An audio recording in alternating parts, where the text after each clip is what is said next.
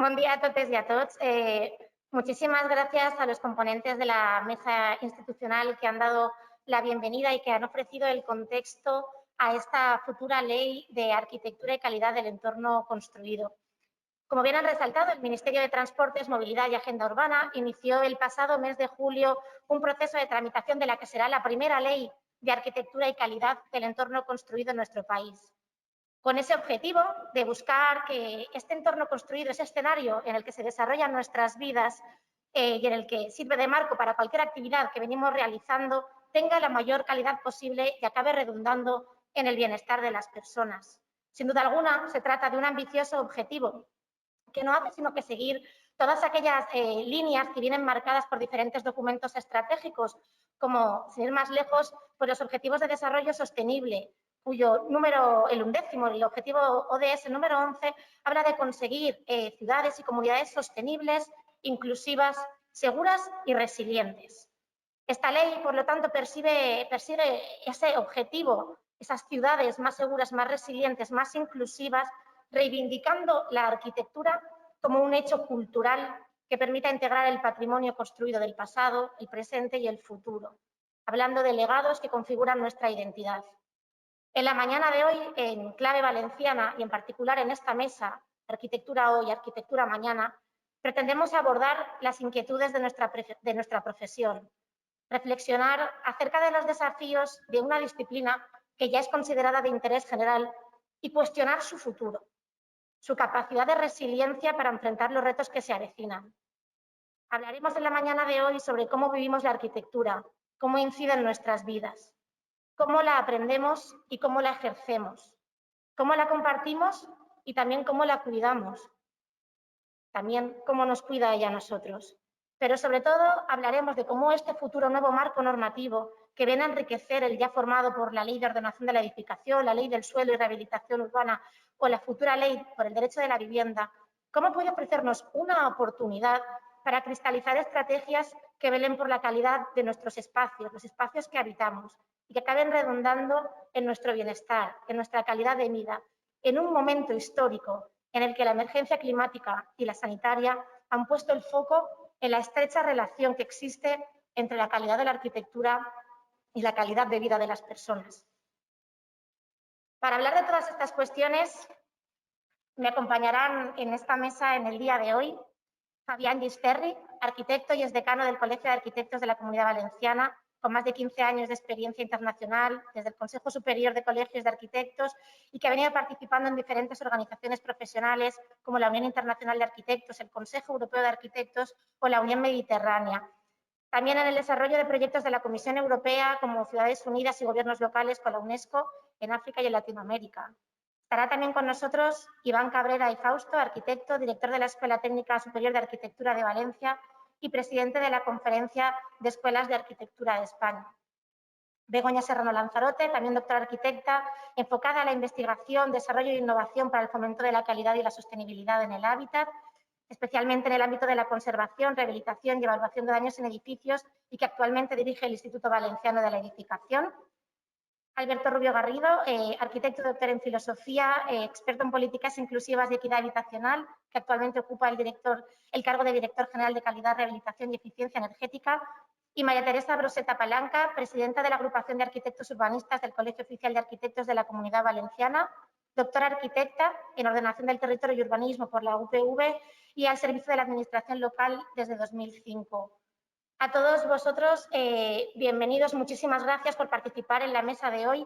Y antes de comenzar con la primera ronda de contribuciones a la mesa, no quisiera dejar de agradecer a todas las entidades, a todas las instituciones que han estado apoyando para poder hacer posible la jornada de hoy, al Colegio de Arquitectos, al Ayuntamiento de Valencia, el apoyo del Consejo Superior, el apoyo del Ministerio y, por supuesto, el apoyo logístico y continuo también del Instituto Valenciano de la Edificación, que nos permite continuar y estar con todos los que estáis aquí hoy presencialmente, que somos pues, los justitos a causa de la pandemia, y todos aquellos, el más de centenar de personas que veo que están conectadas siguiendo la jornada en directo. Así que, miembros de la mesa, esta es una situación muy particular, veros como en el plasma, ¿no? Al otro lado, pero esperemos que a pesar de esta circunstancia tan curiosa, tan particular, pues podamos mantener una conversación lo más fluida posible acerca de estos temas. Sin más, voy a pasar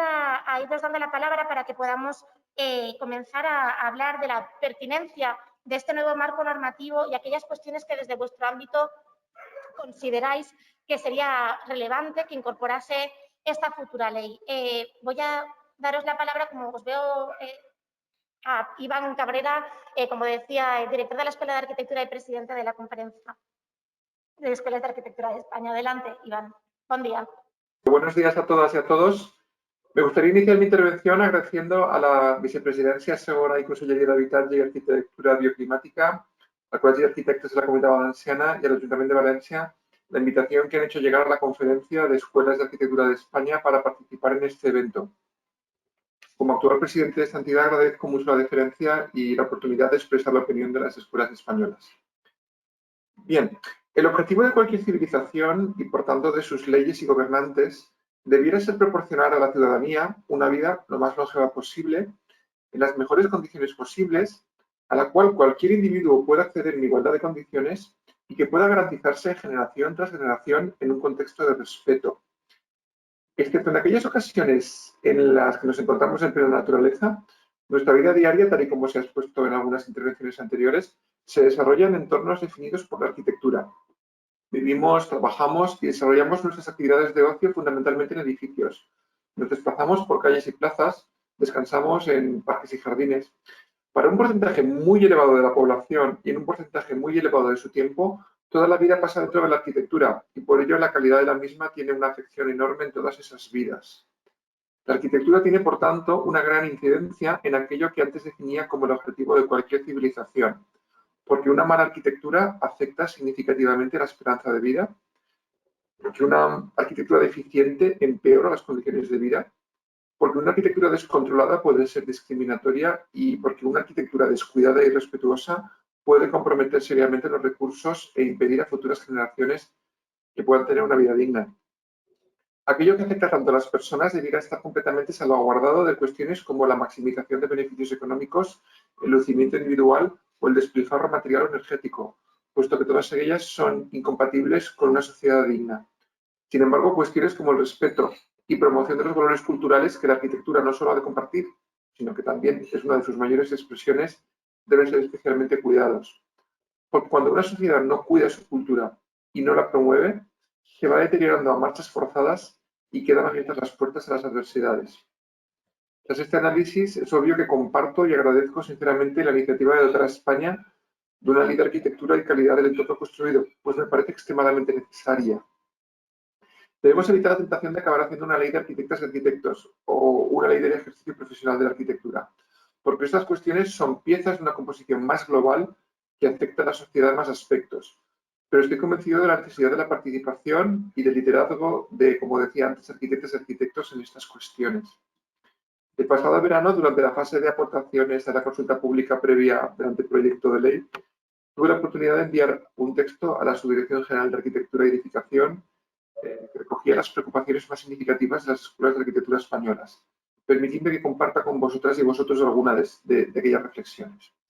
En primer lugar, y en la línea de muchas voluntades de carácter universal, como la consideración de la arquitectura del entorno construido de interés general, estimamos, desde las escuelas españolas, que la futura ley no solo debe tener como objeto asegurar esa calidad del territorio del Estado, sino también velar por la calidad de la arquitectura y el entorno construido, proyectado y ejecutado por aquellas y aquellos que se formaron, que se forman o se formarán como profesionales de la arquitectura en nuestro país.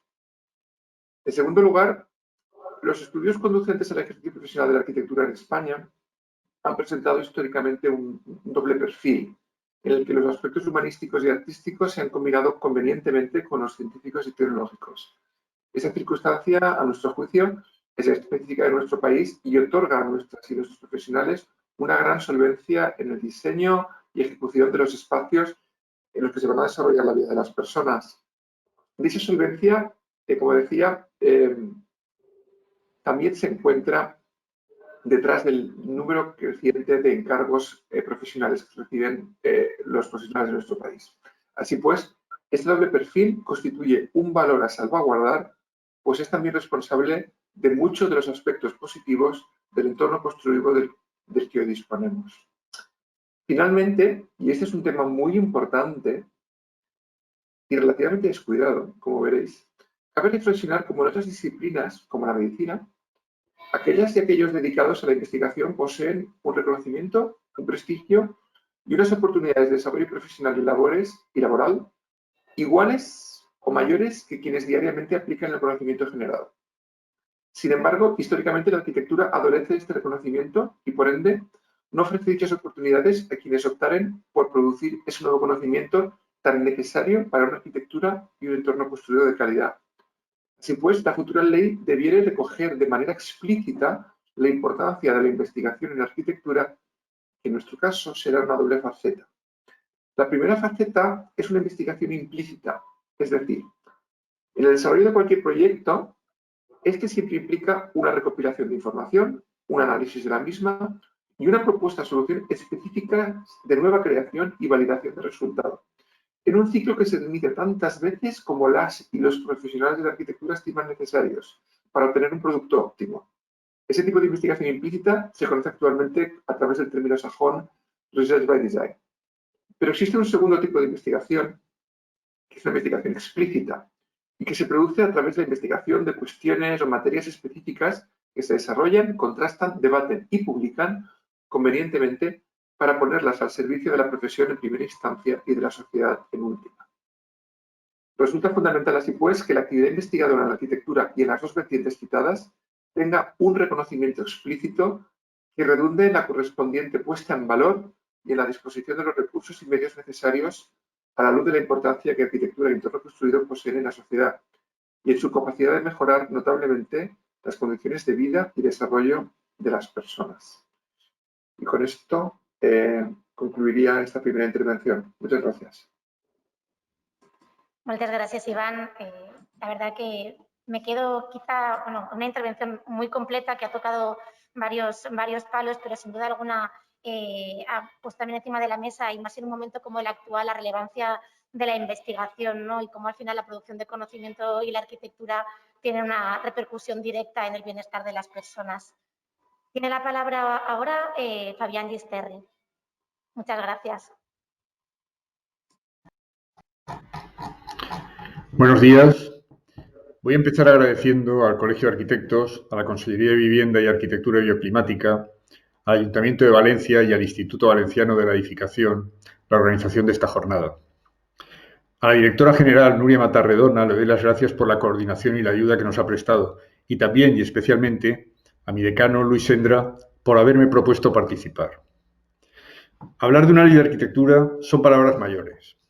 Si miramos al mundo, veremos que en este momento de la historia están pasando a nivel planetario cosas increíbles que no habían pasado en mucho tiempo, empezando por el cambio climático y de transición energética, los grandes cambios geopolíticos y económicos, lo leemos en el periódico todos los días, la aceleración de la digitalización y de la inteligencia artificial y sus consecuencias.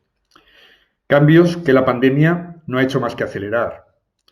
Creo que estamos todos de acuerdo en que esta situación va a condicionar, y de hecho está condicionando ya, nuestra forma de vivir, la forma de consumir y la forma de trabajar de todos nosotros. Y consecuentemente va a condicionar también la arquitectura, las ciudades y los pueblos en que vivimos, que tendrán que reaccionar y adaptarse rápidamente para no perder su razón de ser. Yo no soy jurídico, pero intento ser práctico. Si tuviera que hacer un plan muy básico para un tema tan importante como la ley de arquitectura, plantearía dos pasos que, en cierto modo, se están dando ya. En primer lugar, miraría el marco normativo que tenemos como punto de partida, fuera y dentro de España, porque seguro que nos va a condicionar. Y en segundo lugar, intentaría ver también las iniciativas que se están tomando por ahí, lo que se ha hecho y lo que se está haciendo sobre este tema, sobre todo lo que pueda afectarnos, tanto a nivel internacional como a nivel europeo, estatal y, muy importante también, lo que se ha hecho aquí y en otras comunidades autónomas de este país. Este es un tema urgente porque este tren va muy deprisa.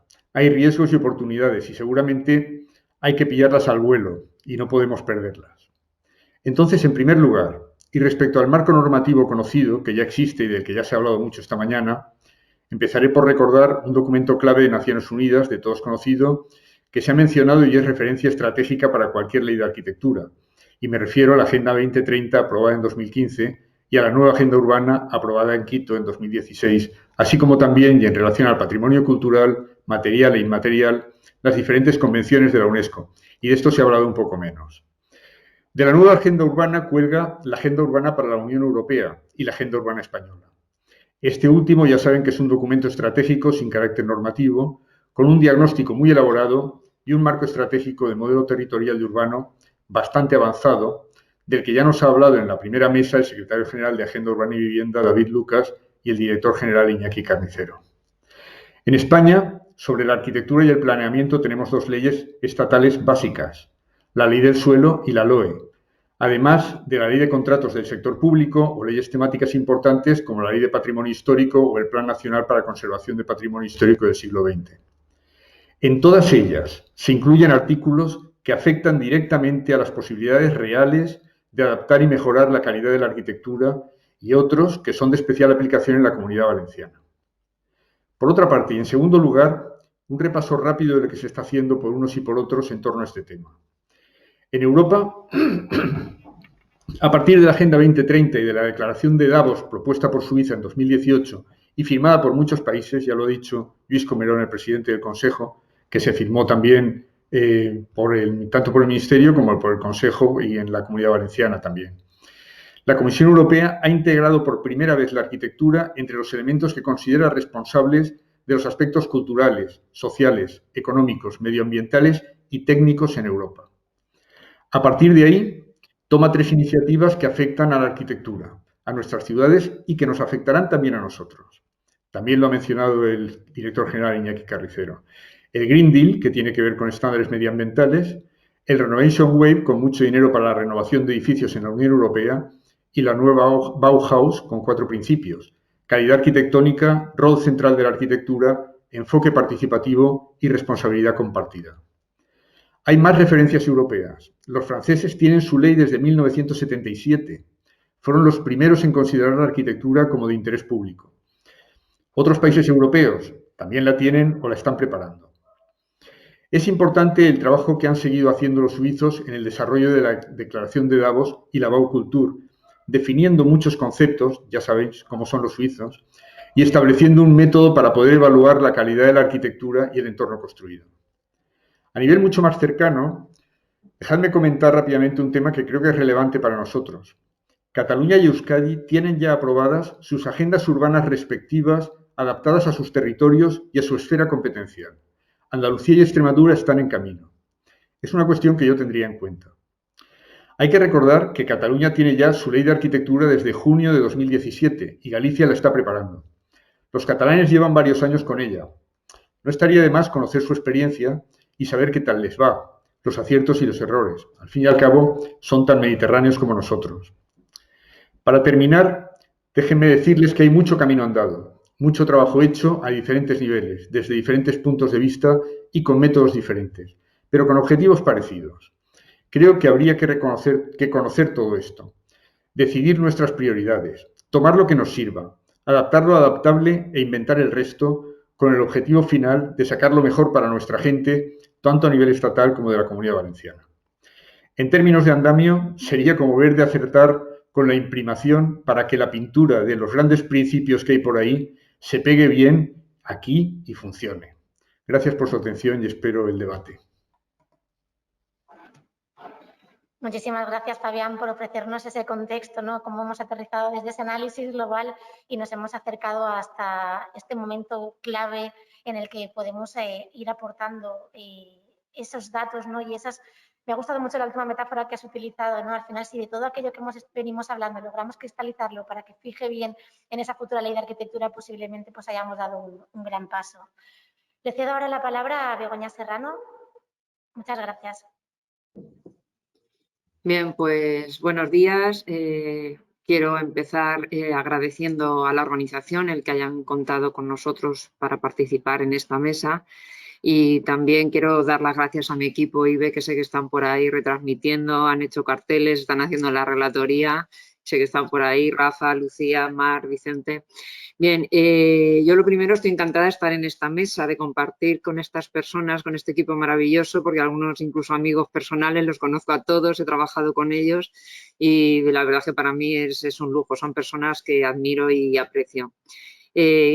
También quiero felicitar a la organización, tanto desde el Ministerio como aquí desde la Vicepresidencia, el que se haya generado este debate en torno a la ley de arquitectura. Es una forma nueva de hacer leyes, ¿no? Porque normalmente las leyes se hacen, las estatales, en Madrid y a puerta cerrada, ¿no? Entonces, que se nos dé la oportunidad de opinar sobre la futura ley de calidad en la arquitectura y en el entorno construido, yo creo que es un gran acierto este enfoque y marca unas nuevas tendencias en las formas de hacer política y de hacer normativa y de legislar.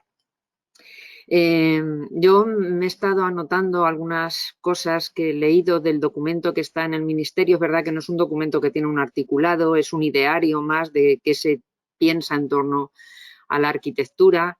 Y bueno, pues a partir de esas ideas y escuchando también lo que se ha debatido en las mesas que comentaba antes el director, pues me he ido haciendo unas ideas que puedo comentar y aportar aquí con todos vosotros. Yo lo primero que comentaba Nuria Matarredona, la directora general, de si es pertinente o no esta ley. Yo he visto, por ejemplo, la ley en Cataluña, la que se ha generado, está muy enfocada a promover la difusión de la arquitectura, darla a conocer. Y luego también una cosa muy interesante que lo que es promover licitaciones sin bajas temerarias, donde prime la calidad, ese equilibrio entre calidad y economía, pues que siempre gane la calidad y desde luego las bajas temerarias que queden prohibidas por mucho y no se puedan justificar sin más, ¿no? Entonces yo creo que tiene un objetivo muy concreto. Como no había un marco estatal, a lo mejor era muy difícil transformar ese marco estatal que tenemos. Entiendo que han hecho esta ley de arquitectura. Ahora sí que se pretende hacer esa ley de arquitectura, pero a mí me da miedo también un poco la avalancha de normativa que tenemos y a veces un amigo habla de la incontinencia legislativa desmesurada y no sé si a veces se proponen sin estudiar luego la viabilidad de que se puedan implantar ni los valores, los impactos, sin valorar impactos que puedan llegar a producir, ¿no? Entonces yo no sé si realmente se va a hablar solo de difundir la arquitectura o de controlar las licitaciones, asegurar esa calidad. No sé si a lo mejor con completar la LOE, que es un tema que ya se ha debatido, la ley del 99, la ley de ordenación de la edificación, o tenemos también un código técnico de la edificación, el Real Decreto del 2006. No sé si se podría plantear una modificación y ya está, ¿no? No sé si pretendemos más hablar de arquitectura que de edificación. Yo he visto que la ley de ordenación es de la edificación, que el código técnico es de la edificación, pero ahora queremos enfocarlo más a la ley de arquitectura y me da un poco de miedo, como decía mi compañero Iván Cabrera, el que esta ley acabe siendo ley de arquitectura para arquitectos y no sea permeable a otros sectores, a otras profesiones y sobre todo a la sociedad, ¿no? Entonces hay que tener cuidado de que no, de hecho estamos debatiendo, creo que somos casi todos arquitectos en esta mesa, creo que después hay otros perfiles también, pero que no se nos olvide porque creo que es una cuestión importante.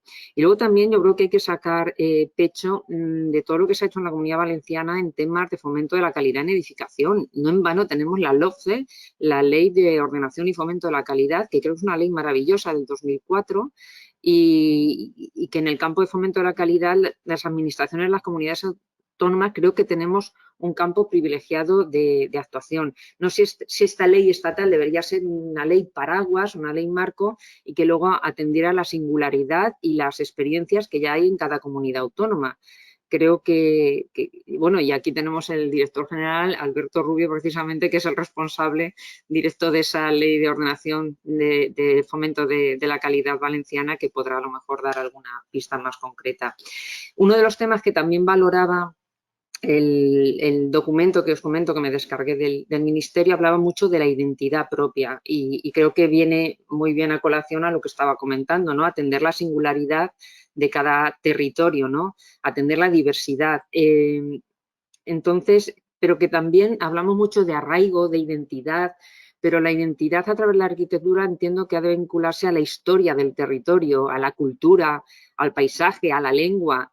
De lo contrario podemos caer en el costumbrismo, en la rayoleta, ¿no?, de valenciana, y eso por sí solo para mí no es identidad en la arquitectura. Desde luego tenemos una arquitectura del pasado, la arquitectura vernácula, que nos ha dado lecciones impagables, demostrando cómo se puede funcionar en un ecosistema rural o urbano. Ahora son ecosistemas urbanos, siempre han sido más rurales. Yo reclamo la ruralización, yo creo y la renaturalización que hemos perdido, y esa vinculación tanto al paisaje, ¿no?, al lugar, al clima del lugar, a esa saber convivir con la naturaleza y con el paisaje.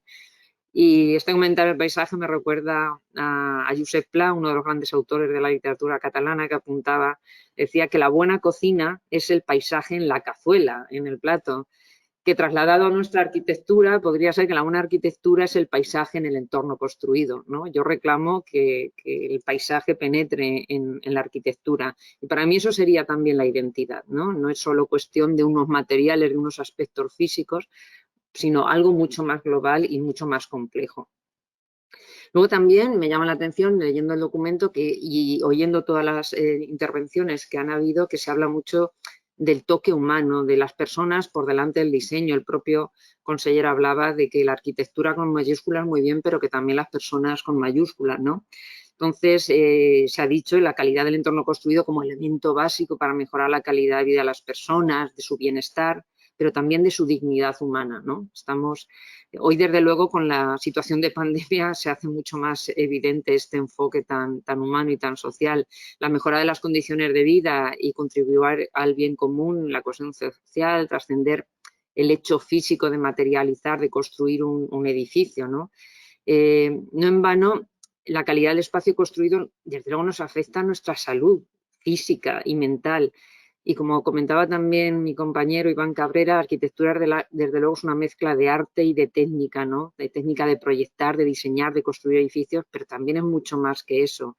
Es el instrumento en el que diseñamos el marco en el que vivimos, y esto lleva una gran responsabilidad social. De hecho, somos una profesión al servicio de la sociedad y diseñamos el hábitat donde pasan nuestras vidas. Insisto, eso es una gran responsabilidad como arquitectos, que tenemos una gran responsabilidad social, y creo que es importante que se insista y se haga ese cambio de enfoque, porque yo recuerdo cuando empecé a estudiar en la escuela de arquitectura, nos hablaban de la arquitectura como arte, el diseño era lo más importante, y yo no oía hablar de personas. Y además, hace poco, hablando con un amigo sociólogo, me decía: ¿por qué a los arquitectos os gustan las casas que no nos gustan a las personas normales, ¿no? Y esto a mí me duele, que una persona me diga estas cosas. Y bueno, la primera lección también en arquitectura me la dio mi suegra, porque diseñamos una casita de campo para ella, y claro, tú vas con las zonas servidoras, las zonas que sirven, las zonas que la cocina a norte porque es una zona húmeda. Y mi suegra llega y dice: ¿cómo que a norte? Yo quiero a sur y al patio, que yo me paso la vida cocinando, me encanta cocinar. Y digo: hostia, pues lleva razón la mujer, ¿por qué tiene que estar la cocina en la zona húmeda al lado del baño y del trastero? Y bueno, tengo que deciros que ahora es el centro de vida de la casa, y gracias, la primera lección me la dio mi suegra en este sentido. Bueno, esto en cuanto a ese diseño más humano, ¿no? Y luego también quería comentar, no está reñida lo que es la relevancia, el valor patrimonial y cultural de la arquitectura. La edificación, desde luego, ha sido testimonio de las sociedades que nos precedieron en el tiempo, y a la vez está constituyendo el legado que vamos a dejar a las generaciones futuras. A mí me gustaría que se nos recordara en un futuro como una sociedad que propició una transformación hacia un hábitat más amable y más humano. Estamos en ello, ¿eh? Tenemos ahora una oportunidad fantástica de reaccionar ante lo que hemos hecho desde los años 60-70 y lo que podemos transformar ahora. Yo creo con unos espacios públicos no de uso mayoritario de coches. Desde luego el desarrollo industrial llevó a que el coche era el protagonista de nuestras vidas, y yo creo que ahora mismo estamos en un proceso de reversión en este sentido. y también de ocupar el espacio público y entender que es nuestra casa también, como decía Tierno Galván, decía, teníamos dos casas, ¿no? La interior que es nuestro hogar y la exterior que es las plazas, el espacio público, y ha de entenderse como tal. No es propiedad de los coches, no meterías un coche en tu salón o en tu habitación porque lo vas a meter en tu casa pública, ¿no? Y luego una cuestión también importante, que ya no se trata de sostenibilidad. No me gusta hablar ya de sostenibilidad porque es una palabra que se utiliza tanto tan manida y no me gustaría que la calidad acabara también siendo una palabra tan manida, ¿no? Pero sí que es verdad que ya no se trata de una cuestión de sostenibilidad ni de activismo a favor de la ecología, 4 hippies locos de Greenpeace, ¿no? Sino yo creo que nos hemos dado cuenta que es un problema de salubridad y que la sociedad, desde luego, tiene que entenderlo, igual que ocurrió con la prohibición de fumar. ¿Cómo ha calado la prohibición de fumar en la sociedad? Es que la gente ahora no entendería que en un bar incluso se fume mayoritariamente. Es indiscutible las quejas que hubo al principio y cómo se ha aceptado ahora. Pasará lo mismo con el espacio público y la ocupación de los coches. Bueno, yo creo que lo dejaría aquí porque yo quería lanzar una pregunta también de qué es calidad en la arquitectura, pero me la reservo para después porque he estado reflexionando mucho sobre el concepto de calidad, que habría que acotarlo, pienso yo. Pero bueno, lo dejo para un debate posterior. Aquí me quedo. Muchas gracias, Begoña. La verdad es que con las intervenciones que llevamos ya vamos viendo cómo desde diferentes perspectivas vamos tratando de configurar esta realidad tan poliédrica que es la arquitectura, ¿no? Han aparecido también cuestiones ahora como esa profesión al servicio de la sociedad, esa reflexión que precisamente es el marco de la mesa de hoy, que es qué arquitectura vamos a dejar a las generaciones futuras, ¿no? Hay un montón de ítems que van apareciendo y que realmente suscitan muchísimo interés. Y en relación precisamente a esa pregunta que lanzabas, ¿no? Ya, Begoña, ¿no? ¿Qué es la calidad de la arquitectura? Hablando de las competencias compartidas a nivel estatal, autonómico, le voy a ceder la palabra a Alberto Rubio precisamente para que nos hable un poco de estos temas y que enmarque, ¿no? Esta futura ley de la arquitectura desde su ámbito. Gracias, Alberto. Muchas gracias a ti, Nuria. De hecho, pues quería iniciar, aparte de agradeciendo la oportunidad de estar aquí con vosotros y vosotras, confesándoos que me siento un poco abrumado por el privilegio que supone el poder estar aquí compartiendo mi mirada hacia estas cuestiones y haciéndome cargo de la responsabilidad que tengo que asumir en tanto que director, como bien señalaba Begoña, de calidad, director general de calidad en este marco de reflexión. Lo que os voy a plantear, digamos, va a seguir una estructura muy sencilla que consistirá en plantearos una precaución, una cuestión que se ha ido mencionando, creo, en las intervenciones anteriores. En segundo lugar, plantearé un enfoque, desde mi perspectiva, un enfoque que podría de alguna manera salvar esta precaución indicada inicialmente. Y por último, quería descender a una propuesta concreta, algo que yo creo que podría ser un enfoque medido, ¿no? De esta ley de arquitectura que tanta expectación está generando. Bien, respecto a la precaución, lo que quería señalar, y se ha dicho con anterioridad, es que debemos atender al marco normativo vigente y al que hemos de atender con mayor rigor y con mayor atención es, sin lugar a dudas, al marco competencial.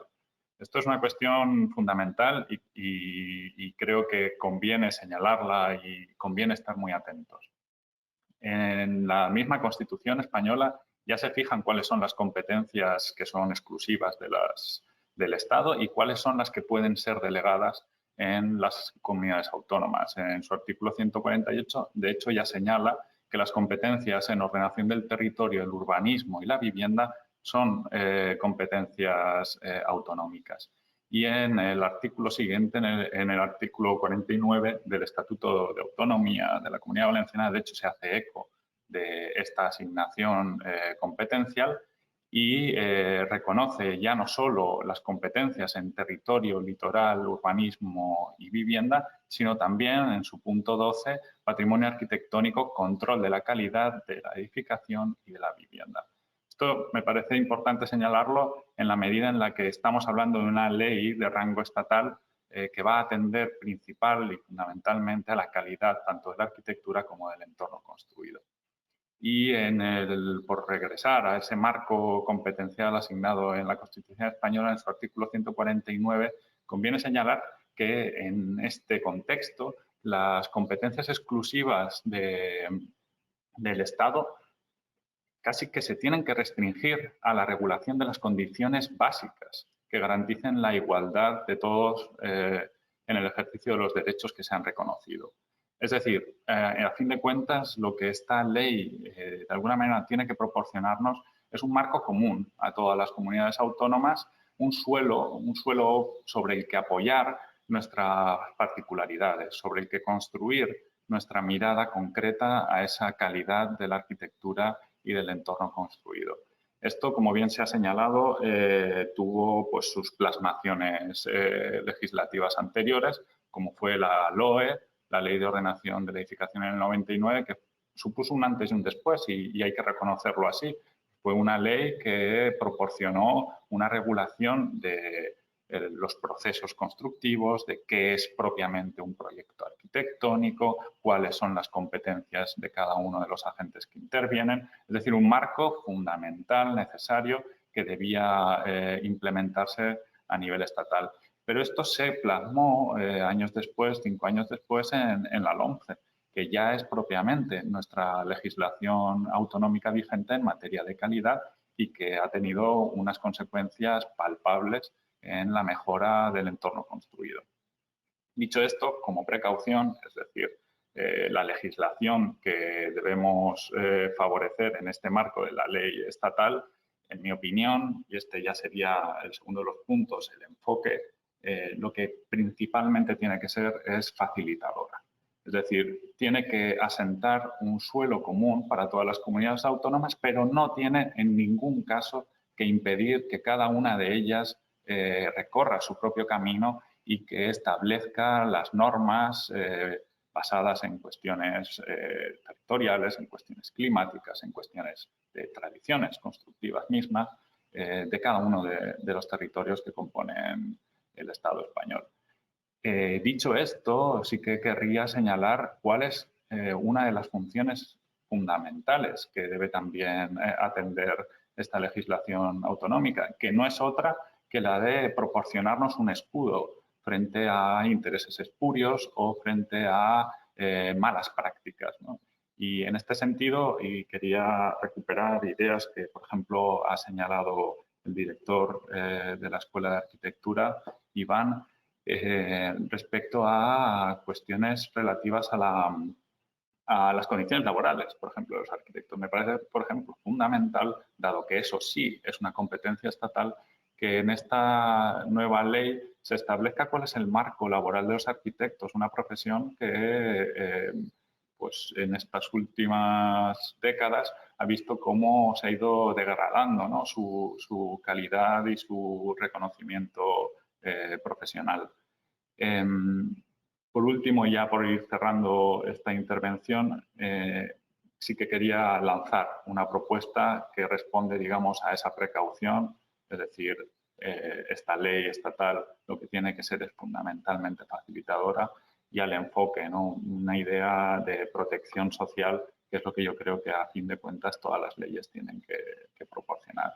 La propuesta que yo quería lanzar es, de hecho, un trasunto de una idea de la filósofa Marina Garcés en la que plantea que estamos en un momento histórico en el que donde tenemos que realmente incidir es en una especie de conciencia rescatadora. Es la idea de que en el momento en el que nos encontramos, lo que de verdad nos puede proporcionar posibilidades de futuro, y de ahí intento responder al marco, ¿no?, que se establece en esta mesa, lo que realmente nos puede proporcionar posibilidades de futuro es asumir una conciencia rescatadora. Es decir, una arquitectura humilde, esa es arquitectura con A minúscula, ¿no?, que de alguna manera reivindicaba tanto Begoña como el vicepresidente segundo, una arquitectura, a fin de cuentas, creo yo, del sosiego, ¿no? Y de hecho quería hacerme eco de una tesis que defiende Jorge Richman, que me parece muy certera en este momento de la incontinencia y de la sobreabundancia, que viene a ser la idea de que muchas veces hoy lo que se nos presenta como una verdadera dificultad no es saber qué hacer, sino saber qué no hacer. Es intentar asumir, ¿no?, la idea de que muchas veces lo que puede ayudarnos a rescatar la situación de la arquitectura, del entorno construido, de nuestra profesión, es aprender a no hacer cosas antes que hacer en exceso. Por eso yo quería dar como propuesta esta idea de conciencia rescatadora que podría plasmarse en una especie de arquitectura o un entorno construido rescatador basado en 3 ideas muy concretas y que creo que, si no me equivoco, han sido ya mencionadas en esta mesa, con lo que probablemente puedan estar sujetas a debate posteriormente. La primera de ellas me gustaría llamarla la de la reutilización, ¿no?, en el sentido de que se trata de rescatar lo material. Debe primar, y se ha dicho mucho y creo que es fundamental, la idea de la rehabilitación y la regeneración urbana, es decir, el asumir que debemos potenciar por encima de todo el reuso de las cosas, el dejar de generar nuevas materialidades, ajustarnos a ellas, también una operación de renuncia, el ajustarse a lo que ya está construido.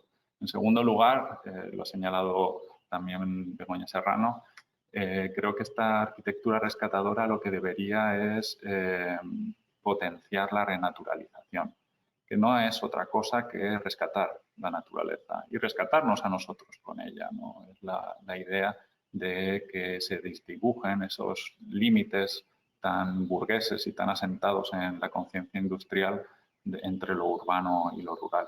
Y por último, un tercer punto de esta propuesta de arquitectura rescatadora vendría a ser como una especie de arquitectura del recogimiento, ¿no? Una arquitectura pausada, humilde, en un entorno. Cuando digo arquitectura me estoy refiriendo tanto a la construcción del edificio como al entorno construido, que vendría a ser la conciencia de rescatar a lo social, a ese sentido de la protección que históricamente, atávicamente, tiene la arquitectura. Esta sería un poco, dicho de una manera a lo mejor un poco precipitada, pero vaya, intentando atenerme a los tiempos que se nos han prefijado, lo que quería compartir con vosotros y vosotras en esta mesa de debate, que vendría a ser pues, esa idea de tengamos la precaución de atender a los marcos competenciales, un enfoque concreto, ¿no?, que tiene que ver con la idea de que la legislación tiene que ser por encima de todo facilitadora y un escudo social. Y por último, esta idea como propuesta de arquitectura y entorno construido rescatador. Muchas gracias.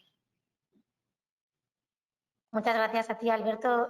Creo que era fundamental el poder recordar o el poder establecer, ¿no?, ese marco competencial efectivamente que tú estabas mencionando y cómo esta futura ley de arquitectura y calidad del entorno construido puede configurar ese marco común hacia todos los territorios del Estado español, de manera que a partir de aquí podamos hacer ya hincapié en estas cuestiones identitarias que puedan ya tener digamos, esas peculiaridades que tienen que ver con cada una de las cualidades de los diferentes territorios. Creo que ha sido una intervención muy interesante que ya he mencionado y que ha ayudado a establecer este marco, ¿no?, y esa condición de entorno rescatador que sin duda alguna vamos a rescatar en los ejes de debate cuando comencemos ya a hablar entre todos los compañeros de la mesa. Así que muchas gracias, Alberto. Pero hablando precisamente de cuestiones legislativas, del papel de la Administración, le voy a dar el papel a Maite Broseta para que nos hable desde su perspectiva hacia esta ley. Hola, buenos días a todos. Muchas gracias por la invitación a participar a los organizadores y un afectuoso saludo a los componentes de la mesa. Antes de comenzar, me gustaría aclarar en primer lugar que hablo en representación de la Junta Directiva de la Agrupación de Arquitectos Urbanistas, que es una organización colegial que nace en el seno del Colegio Oficial de Arquitectos de la Comunidad Valenciana como representación de los profesionales del urbanismo en nuestra comunidad. Los objetivos de la agrupación de urbanistas es trabajar en defender los intereses de los profesionales en el ámbito de nuestra especialización, intentar fomentar la participación colegial en los campos que nos atañen, y es nuestro deber velar por el interés público en materia de urbanismo y ordenación del territorio. Bien, como introducción a la charla me gustaría decir que cuando nos trasladaron la invitación a participar a esta jornada, el equipo de 5 urbanistas que formamos la junta directiva de esta agrupación, a los que desde aquí quiero agradecer su gran trabajo en equipo, nos ponemos manos a la obra a analizar y a reflexionar sobre lo que hasta el momento se ha publicado y participado sobre esta nueva ley o sobre esta futura ley. Como antecedente recopilamos los siguientes datos que nos parecen de interés.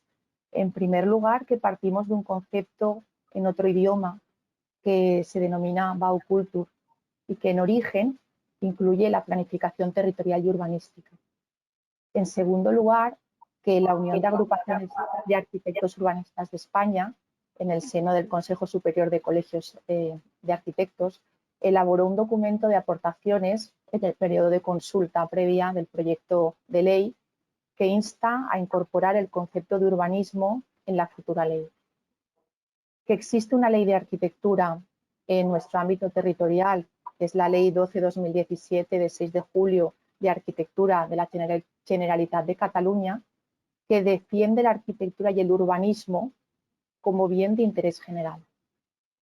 Ante estos antecedentes, mis compañeros y yo nos cuestionamos la introducción de un nuevo término, como es el utilizado entorno construido, que cuanto menos nos resulta un tanto ambiguo. La escala urbana y territorial de lo construido se llama urbanismo y el entorno construido es un término relativo de proximidad, que no sabemos bien a qué atiende, si a la proximidad al individuo o se refiere a la proximidad a un edificio. Pero creemos entender que más bien es lo segundo. Se trata de una escala intermedia relativa al diseño urbano que el Estado se permite regular en esta nueva ley sin invadir competencias autonómicas en urbanismo y ordenación del territorio. Bien, ante este complejo escenario,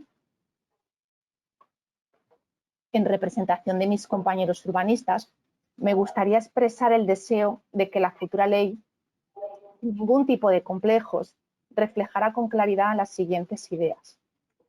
La primera idea es la siguiente. El entorno construido es urbanismo y su buen diseño y gestión es competencia de arquitectos urbanistas. Y no lo comento como si fuera una disciplina que excluye a otros profesionales. Al contrario, los demás profesionales son necesarios en el diagnóstico previo a la planificación y gestión del suelo. Lo defiendo como la especialización del profesional en aras a la calidad. La segunda idea es que el interés general o interés público del urbanismo es indiscutible. Mucho más allá de la mejora de la calidad de vida, la planificación urbana ha sido requisito indispensable para salvaguardar la seguridad y salud de las personas, para proporcionar los recursos imprescindibles para la vida de manera eficiente, para evitar riesgos y para proteger el medio ambiente y permitir la movilidad.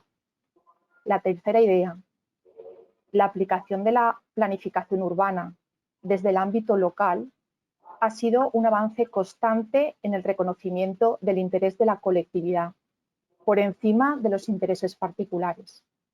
Esta pugna diaria en la defensa del interés común y en la prestación del servicio público del urbanismo la defienden cada día los arquitectos al servicio de las administraciones locales en sus puestos de trabajo.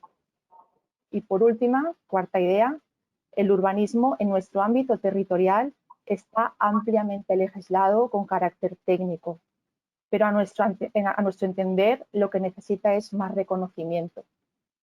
Así pues, en conclusión, en nuestra opinión, es también nuestro deseo como colectivo que estas ideas fundamentales se pudieran ver recogidas en la futura ley, a modo de reconocimiento de una disciplina, el urbanismo, que a pesar de su importancia fundamental, es tan poco conocida y valorada.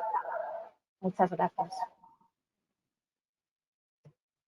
Muchísimas gracias, Maite, por esta aproximación y por incluso llegar a poner en crisis hasta la propia definición del título de ese futuro marco normativo.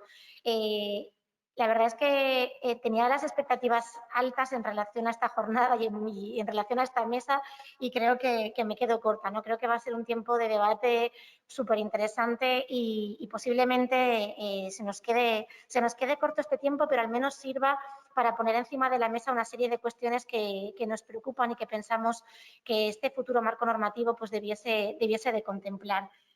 Antes de continuar con el debate, ya después de las intervenciones individuales de cada uno de los miembros de la mesa, sí que me gustaría recordar al más de centenar de personas que están siguiéndonos a través de YouTube en la plataforma online, que a través del chat pueden hacernos llegar cualquier pregunta, bien para los ponentes, bien para que se puedan debatir a nivel general en esta mesa y que estamos abiertos para su participación. Aquí tenemos abierta también la aplicación para poderos estar escuchando en directo y poder atender aquellas cuestiones que penséis que puedan ser oportunas que se tomen de relevancia en esta mesa.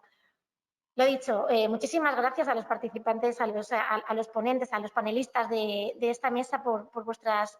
por ir aportando, ¿no?, estas facetas que contribuyen a entender esta realidad poliédrica de la arquitectura.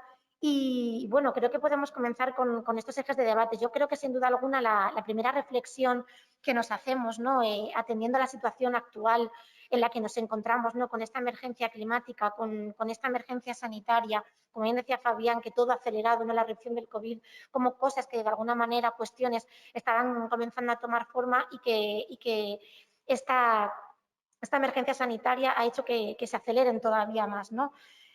Sabemos que conocemos ya todos esos datos que hablan del impacto de la arquitectura, del impacto de los espacios que habitamos, por ejemplo, a nivel de huella de carbono, el impacto que tienen en el bienestar. Por ejemplo, hablamos también del impacto que ha tenido nuestras viviendas durante el confinamiento. Hago referencia, por ejemplo, a aquella encuesta que realizamos en aquellos meses de primavera, ¿no?, del año pasado, en la que veíamos cómo había impactado en la calidad de nuestras viviendas, si es que sabemos definir la calidad, ¿no?, en nuestro bienestar y en nuestra manera de poder afrontar con mayor éxito el confinamiento. No sé, creo que hay muchas preguntas alrededor de esto, ¿no? ¿Cuáles son los principales retos que enfrentamos en este momento y cómo la arquitectura puede dar respuesta a estas cuestiones? ¿Es nuestra arquitectura resiliente? ¿Va a ser capaz de hacer frente a estas cuestiones? ¿Estamos lo suficientemente formados y concienciados para ello? ¿Lo estarán las generaciones futuras? Adelante, Iván. Gracias, Nuria. A mí me gustaría añadir un nuevo factor a este debate que empieza a responder la pregunta que nos planteas y que entronca en gran medida con la intervención de Alberto Rubio. Y es lo siguiente. Igual que algunos científicos comentan que la materia es la forma estable de la energía, la arquitectura es la forma estable de los valores de una sociedad. Es su cosificación más evidente. Bueno, cualquier expresión artística en general lo es, pero la arquitectura es la más evidente porque es muchísimo más que expresión artística. Con lo cual, enfrentarse a qué arquitectura se quiere supone directamente enfrentarse a qué sociedad se quiere. Y, por tanto, evaluar la arquitectura que tenemos y cómo debería cambiar supone descubrir con sonrojo los valores sociales que hemos aceptado o con los que hemos transigido. Y esos análisis frecuentemente son muy duros. Tu pregunta es, ¿qué arquitectura de alguna manera? ¿Estamos preparados, estamos capacitados para qué arquitectura queremos? Sí, porque algo bueno que ha hecho la sociedad es ir definiendo con claridad o por necesidad cómo debe ser la sociedad del futuro si queremos darle dignidad a la vida de las personas o directamente si la queremos hacer posible para que el planeta sea posible. Y por tanto la arquitectura directamente lo que tiene que ser es una traslación de esas ideas. No solo es el marco en el que se genera la vida, sino que es la forma estable de las ideas que rigen la vida que vamos a querer. Y por tanto, valores como la resiliencia que comentas van a tener que ser inherentes a la arquitectura, porque van a tener que ser inherentes a la sociedad, porque es que si no, no va a ser posible. Yo sí que creo que son etiquetas que hemos decidido ya que tenga nuestro proyecto de futuro. Creo que está empezado y sí que creo que estamos preparados. Lo que falta es afrontar con decisión y asumiendo que lo vamos a pasar mal, aquello que hemos aceptado y que en alguna medida continuamos aceptando.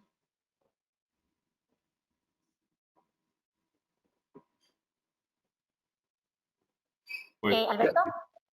sí, ya que Iván mencionaba que estábamos más o menos alineando reflexiones, sí que quería incidir en esta idea también traída por Iván, de establecer un vínculo claro entre qué sociedad somos, queremos ser y la arquitectura que podemos visualizar.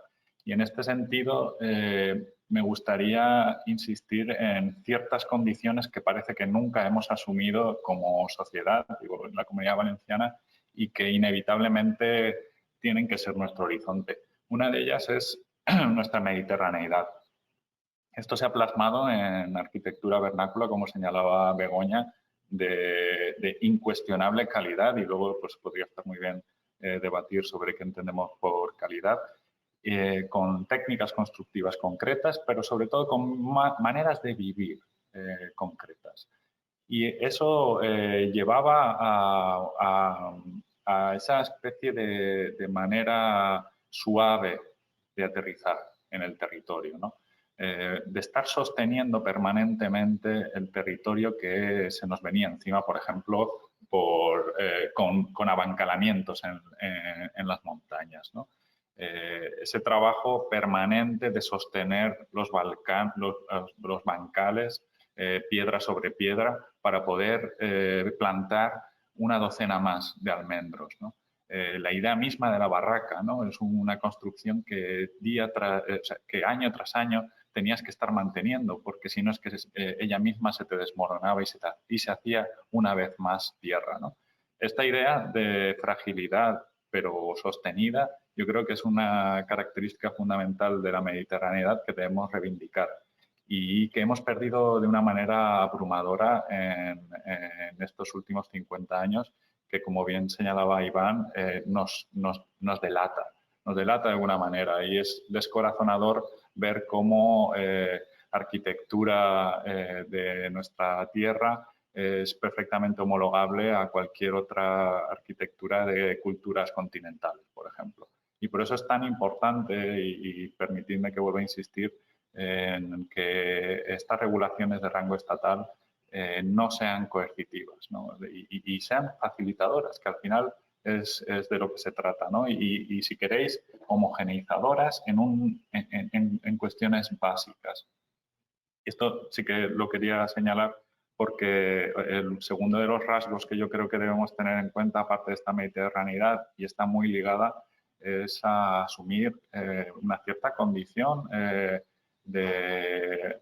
iba a decir menesterosa, pero bueno, a lo mejor es un poco excesivo, ¿no? Pero hay veces que parece que nos creemos una tierra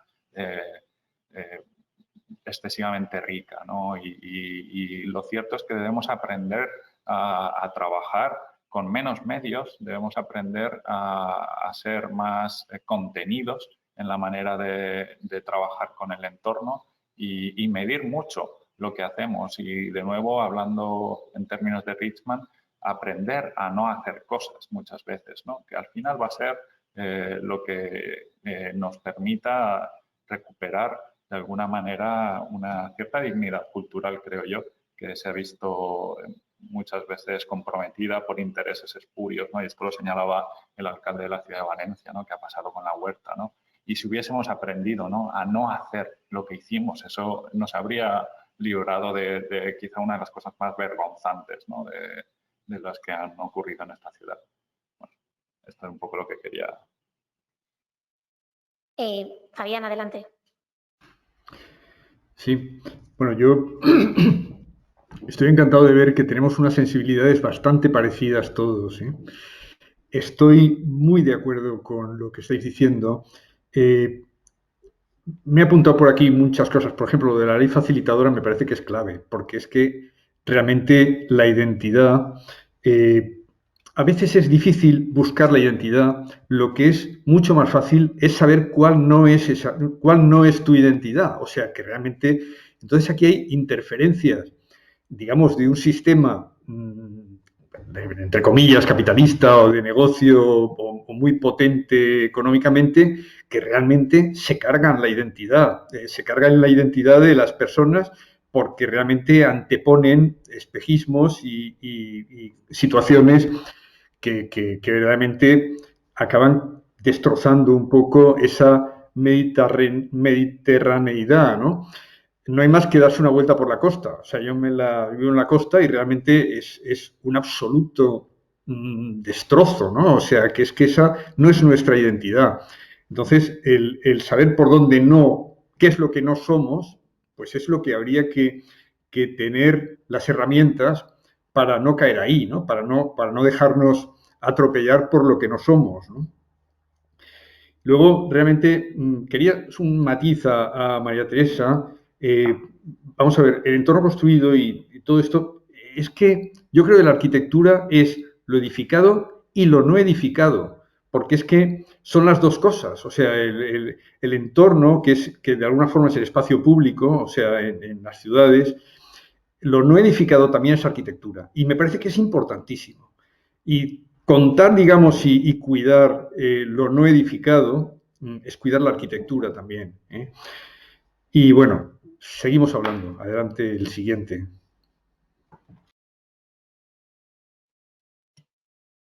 ¿Quiere tomar Begoña? Adelante. Bueno, no, simplemente yo creo que lo que han expresado Iván, Fabián y Alberto es matizar el que realmente la sostenibilidad y la calidad serán viables si lo son económicamente y no debe estar reñido una cosa con otra. Debemos ser capaces de encontrar modelos que económicamente respondan y nos den calidad y sostenibilidad y yo creo que no está reñido una cosa con otra, ¿no? Eso estoy convencida que debe ser así. Pero bueno, era un matiz que, como se ha comentado, de los problemas económicos, porque siempre se piensa que los edificios Energy Builder de consumo de energía casi cero son más caros. Bueno, son más caros a corto plazo en el diseño, serán más caros, pero es que tenemos que tener una visión de futuro, una visión global, una visión a 30 años, que es lo que te dice el reglamento delegado de la directiva europea. Si tú haces la elaboración de costes con esa amplitud de mentes a 30 años, los modelos sostenibles son económicamente viables y la calidad porque los ahorros energéticos que consigues porque estás produciendo energía.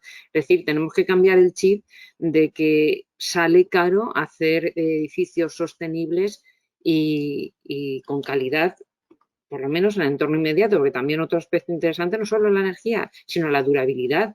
Hay que fijarnos que si hacemos edificios más durables en el tiempo, en esa visión global a 30, 50 años, lo que marque la normativa, pues obviamente serán más sostenibles, son más fáciles de mantener, tienen una mayor aptitud al mantenimiento y no tiene que ver reñidos tampoco con la calidad. A mí me encantan los edificios que tiene Colomer, por ejemplo, en Blasco Ibáñez, en lo que era la sede de la Consejería de Vivienda, que es la Confederación Área Hidrográfica, son unos edificios fantásticos con un diseño arquitectónico y un valor patrimonial y han tenido un envejecimiento a lo largo del tiempo que tú los ves y parece que estén construidos desde hace 5 años y son edificios que tienen ya sus 50, 60, 70 años. Entonces creo que también eso es un modelo de sostenibilidad y un modelo de calidad, por la durabilidad. Y en definitiva, esos edificios habrán sido más caros, pero insisto, tienen menos mantenimiento, son más fáciles y bueno, son dos conceptos que quería introducir ahí para matizar. Muchas gracias, Begoña. La verdad es que estamos en este momento, se habla mucho a nivel europeo de esa economía circular, ¿no?, que podría estar aplicada a la arquitectura. Sin duda alguna, ahora mismo estamos hablando precisamente de esas cuestiones, ¿no?, de flexibilidad, de calidad, de durabilidad, de un uso eficiente de recursos. Se ha hablado mucho de cómo ese entorno construido, los espacios que habitamos acaban reflejando la voluntad de una sociedad, la manera de vivir. Y claro, planteo si en este momento efectivamente nuestra arquitectura, nuestros lugares están mostrando, ¿no?, esa voluntad de caminar hacia una sostenibilidad al futuro. Sacaba a colación precisamente, Alberto, uno de los temas en los que nos gustaría también ahondar, ¿no? Si quizá hemos olvidado aquellas lecciones aprendidas de lo vernáculo en pro de las nuevas cuestiones técnicas, aunque a la vez se produce una dicotomía que es precisamente si hemos sido capaces de digitalizar lo suficientemente el sector y llegar a los beneficios que pueda aportar, por ejemplo, una construcción 4.0. Recogiendo también un tema que aparece entre las preguntas del chat, ¿no?, que se habla de si esa arquitectura que queremos es diferente a la arquitectura que quizás enseñan las escuelas. Con todos estos temas, no sé si tenéis alguna aportación más que hacer desde la mesa. Bueno, sí, Iván. Perdón. Perdona, Maite, adelante. Nada, no pasa nada. Bueno, me cuelo. Sí que quería comentar que desde el plano del urbanismo, o sea, es una cuestión de escalas. En la escala de la planificación urbanística y territorial se ha evolucionado muchísimo en los últimos 15 o 20 años. No haríamos ahora lo mismo que se ha hecho en el pasado, sería impensable. Se ha evolucionado a nivel legislativo en la protección del territorio y el medio ambiente, y se ha evolucionado en la sensibilidad de los técnicos a la hora de afrontar esos retos, ¿no? Y en una escala más próxima, en una escala de diseño urbano, podríamos decir, o de proyecto de urbanización, sí que es cierto que se están incorporando muchísimos criterios desde la Ley de Urbanismo de la Comunidad Valenciana para abordar la mejora de la calidad de vida en esos diseños de proximidad. De hecho, muchas veces los profesionales pues, nos sentimos un poco encorsetados a la hora de diseñar por tanta legislación como la que tenemos y la que se quiere incorporar, que mide hasta el milímetro el bordillo de una acera, o que mide hasta el milímetro el ratio de árboles que tiene que haber por habitante. Es decir, todos estos criterios tan técnicos y específicos al final muchas veces lo que hacen es que limitan la libertad del diseño. Entonces, eso también habría que tener un equilibrio en este exceso regulatorio muchas veces, ¿no? Que no permite el manejo de las herramientas con más libertad, en mi opinión. Muchas gracias, Maite.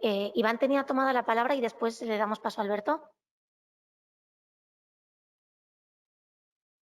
Sí, gracias. Aquí es que hay una pelea continua con mi silencio, mi activo, pero bueno, nos vamos acostumbrando poco a poco.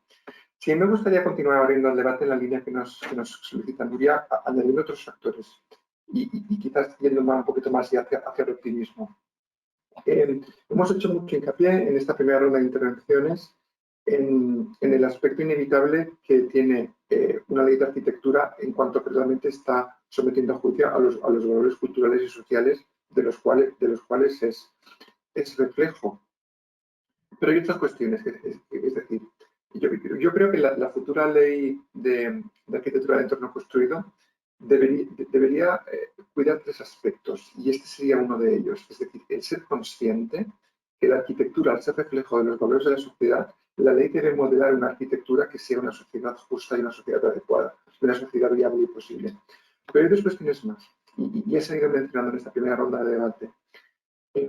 La primera es que ya existen aspectos positivos. Es decir, la arquitectura en general y la arquitectura española en particular tiene muchísimos aspectos positivos que tenemos que trazar y tenemos que preservar.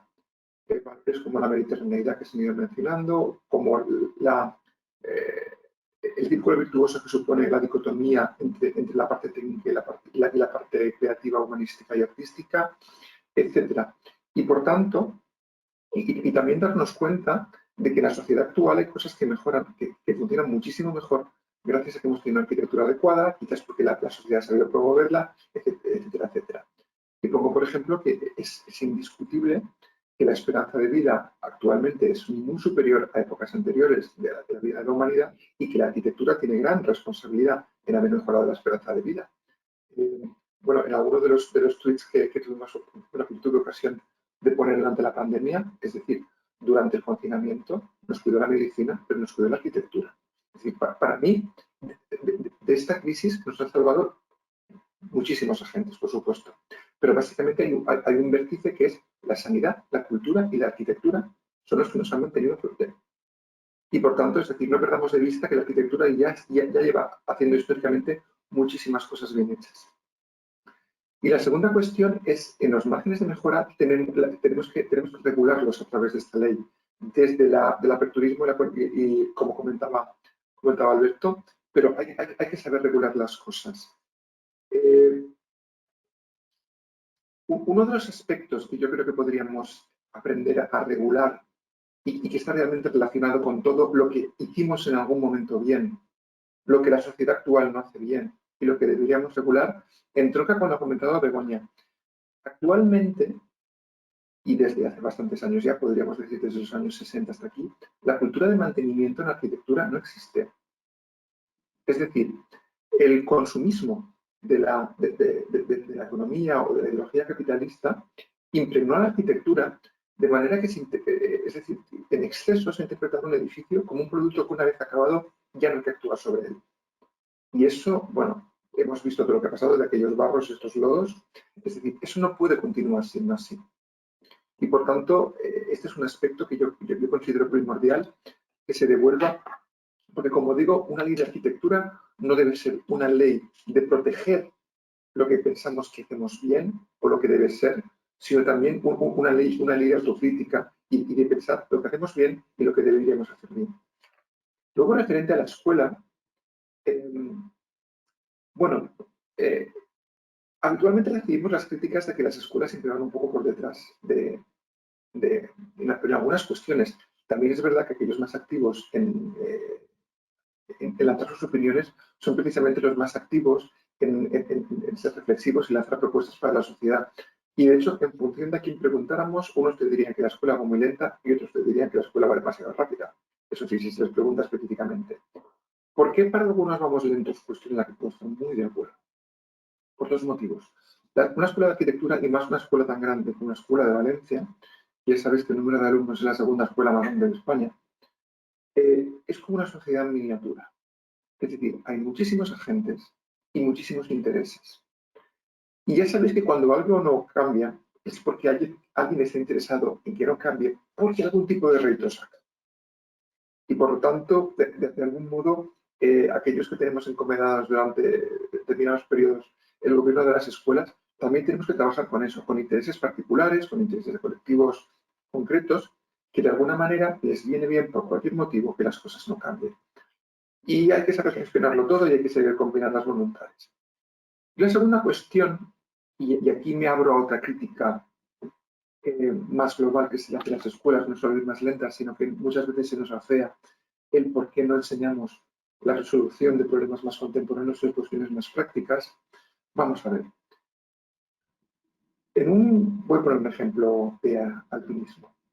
Es decir, una persona que le gusta hacer montaña, pues puede estar interesado en subir al Puig Campana, subir a Peñagolosa, subir al Montgó. Pero las escuelas de arquitectura no tienen que enseñar a subir montañas concretas, sino que tienen que enseñar a subir montañas en general. Por tanto, y en 6 años que tenemos para formar a profesionales que van a tener una responsabilidad tan grande, porque su trabajo, como estamos hablando, afecta muchísimo a toda la sociedad, hay que enseñar conceptos que permitan afrontar las especificidades de cualquier tarea. Sí que es cierto que tenemos mucho que trabajar en no solo ser más permeables a las necesidades de la sociedad y al cambio de los tiempos, sino también en liderarlos. Gracias, Florina. Muchas gracias, Iván. La verdad es que nos vamos acercando peligrosamente al fin de la sesión, aunque parezca mentira. Y lo cierto es que no me gustaría que cerrásemos esta mesa sin abordar o sin dar algunas cuestiones que puedan preceder a la mesa que nos sucederá a continuación, que hablará precisamente de arquitectura y sociedad, ¿no? Estábamos hablando de la dimensión cultural de la arquitectura, de esta condición de arraigo, de identidad. Me pregunto si cuando pensamos en arquitectura y cuando hacemos arquitectura y hablando también en vinculación con esos retos a los que enfrentamos, ¿estamos haciendo una arquitectura integradora, arquitectura para todos?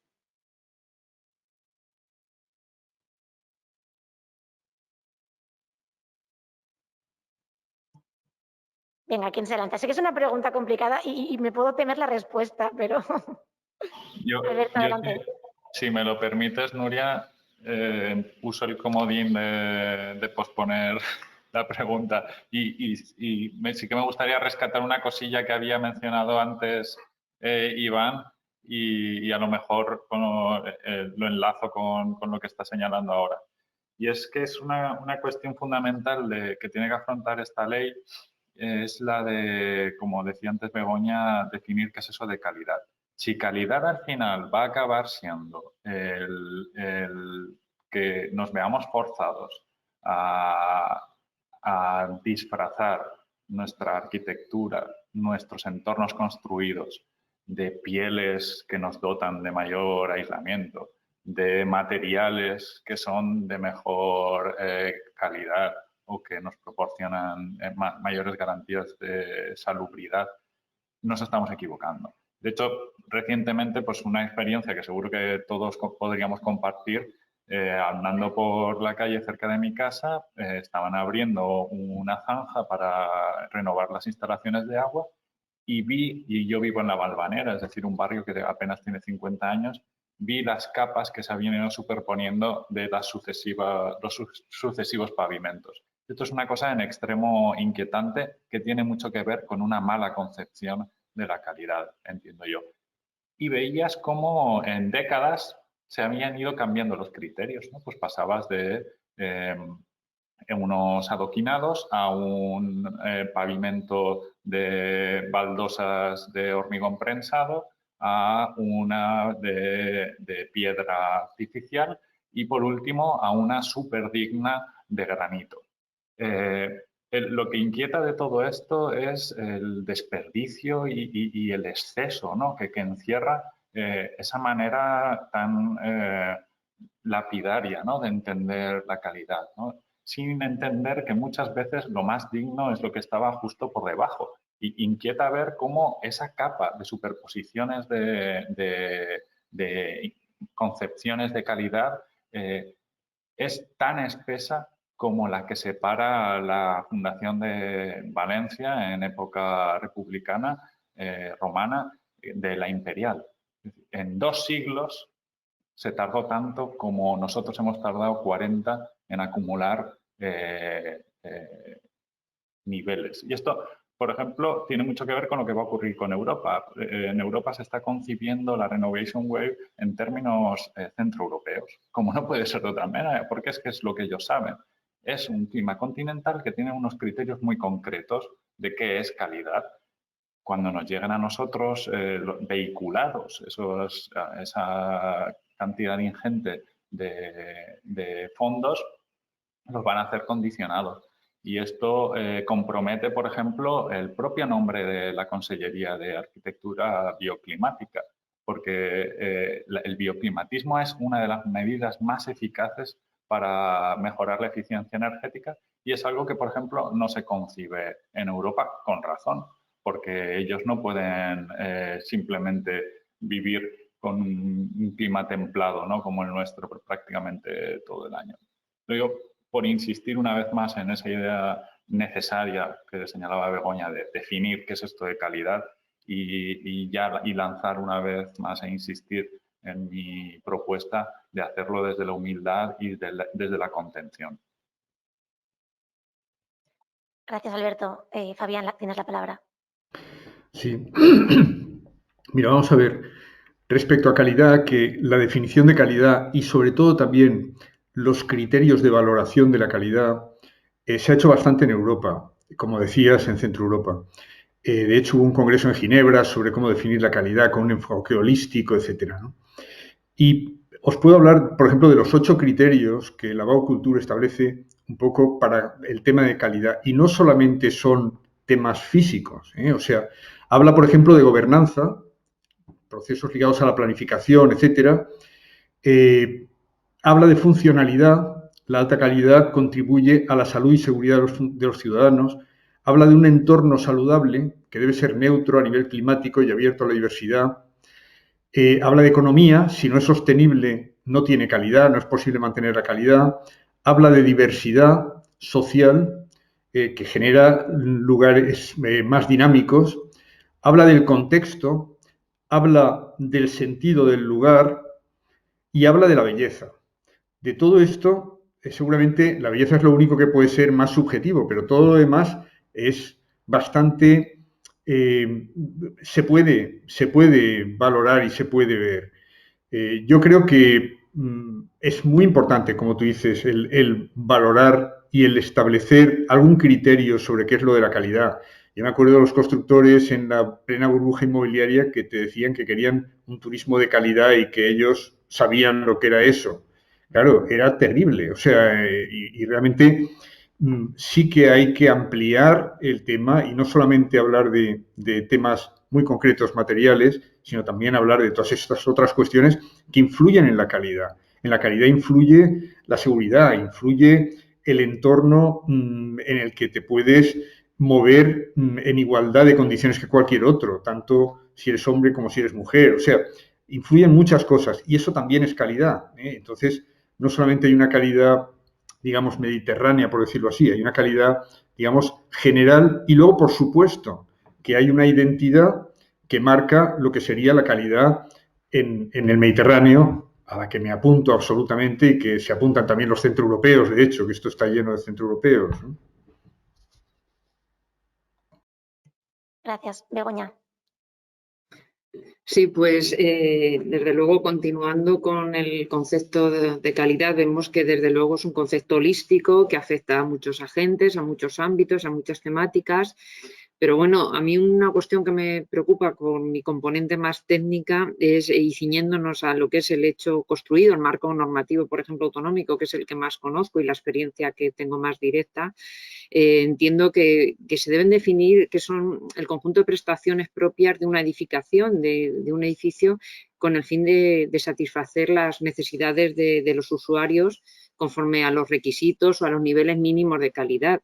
Y esto es poner ya el cascabel al gato, que es lo que decía Fabián, ¿no? ¿Cómo se concretan estos requisitos? ¿Cuáles son las propiedades, los parámetros para asegurar esas prestaciones, esos requisitos de funcionalidad, seguridad, habitabilidad, etcétera? Y obviamente hoy nadie puede negar la urgente necesidad de potenciar una construcción más sostenible, que tenga en cuenta la incidencia al medio ambiente, la utilización equilibrada de los recursos.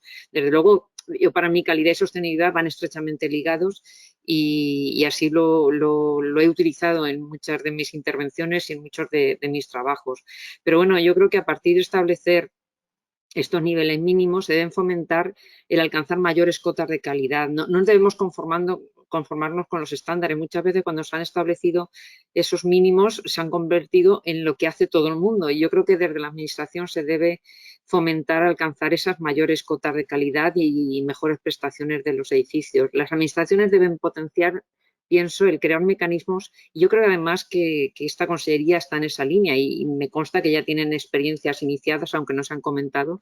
Está aquí la directora general y el director general, Alberto y Nuria, pero yo creo que se deben potenciar mecanismos que permitan estimular la superación de la calidad sobre esos mínimos normativos a través de la experimentación, del reconocimiento de distintivos de todos los agentes del sector, apoyando la mejora de la competencia en calidad, el incremento de la comunicación, la información y dando transparencia al sector.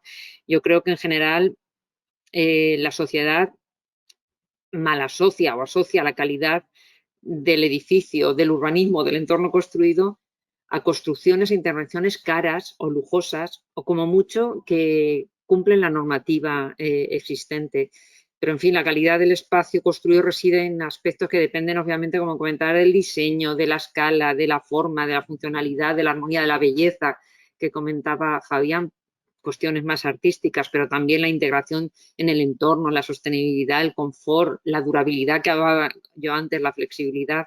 Y todo ello debemos ser capaces de comunicarlo a la sociedad. Entonces debemos crear esa cultura de la calidad en la ciudadanía, también desde las universidades, como comentaba Iván, potenciando programas académicos adecuados, actuales y lanzando, potenciando también proyectos de innovación.